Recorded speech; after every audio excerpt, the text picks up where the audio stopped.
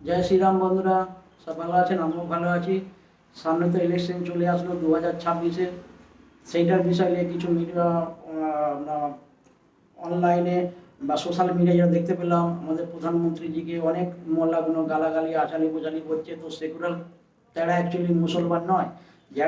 যারা original secular মুসলমান নয় বা আমাদের ভারতে যারা মুসলমান, তাদের কোনো ভয়ের কারণ কিছু নাই। যে এসআর নিয়ে যারা বাবাল করছে, বিশেষ করে আমাদের পশ্চিম বাংলায় মমতা ব্যানার্জি এমন খেল খেলাচ্ছে, সেইগুলো থেকে আরও আমাদেরকে ভয় লাগছে যে ভবিষ্যতে আমাদের পশ্চিম বাংলা টিকবে তো, না আরও পশ্চিম বাংলায় মানুষ বাঁচতে পারবে।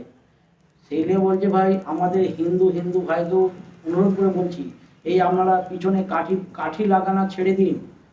অনেক আমাদের হিন্দু মা বোনদের দেখছি আমরা ফেসবুকে বা আমরা কোনো সোশ্যাল মিডিয়ায় দেখছি, এ অখে গালালি পড়ছে, এ অখে গালালি পড়ছে, বলছে এ অ্যাকচুয়ালি হিন্দু নয়, এ কিন্তু হিন্দু নয়, এ সনাতন নয়।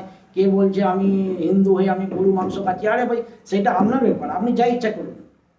তো আপনি আপনি একটা হিন্দু হয়ে যদি হিন্দু খারাপ হতে পারেন, তাহলে আর একটা হিন্দুকে কেন খারাপ করতে যাচ্ছেন?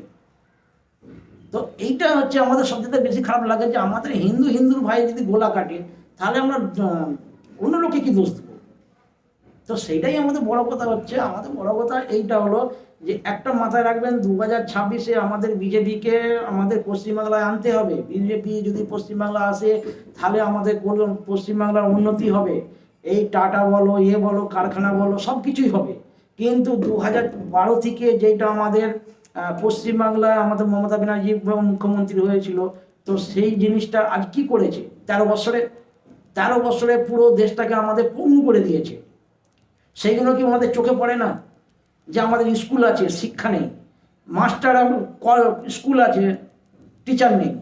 তো আজ আমাদের সব বাংলাদেশ, আমাদের সবাই পশ্চিমবাংলার মানুষগুলো আজ তারা ভিন রাজ্যে যে লেখাপড়া করছে, কেউ কাজকর্ম করতে যাচ্ছে, কেউ পালিয়ে আসছে। আমাদের পশ্চিমবাংলার দিকে তাকাতে পারা যায় না। যখনই কাউকে আমরা প্রশ্ন করতে যাই, ভাই তুই কোথা থেকে আসিস, আমরা বলি কলকাতা থেকে আসি।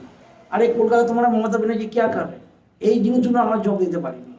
তো এই নিয়ে বলছি ভাই, জোরাত করে বলছি আপনার দিকে, 2026-এ ইলেকশন আসছে। আমাদের আমলে তো অনেক লোককে দেখলাম, বিজেপি আমরা ইয়াকে দেখলাম, কংগ্রেসকে দেখলাম, সিপিএমকে দেখলাম, টিএমসিকে তো 13 বছর দিলে।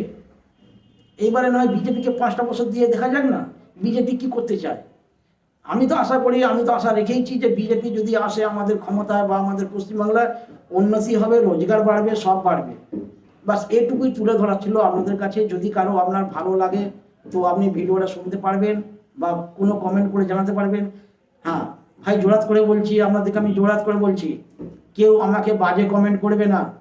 দুজনের বাজে কমেন্ট আসছে, তো সেটা যদি আমি আবার দ্বিতীয়বার দেখি যে বাজে কমেন্ট করেছো, তো সেইটা আপনার বিষয়। কেউ বাজে কমেন্ট করবে না। ব্যাস, জয় শ্রীরাম। আপনারা সুস্থ থাকবেন, ভালো থাকবেন, এইটুকুই আপনাদের কাছে রাখার ছিল বক্তব্য।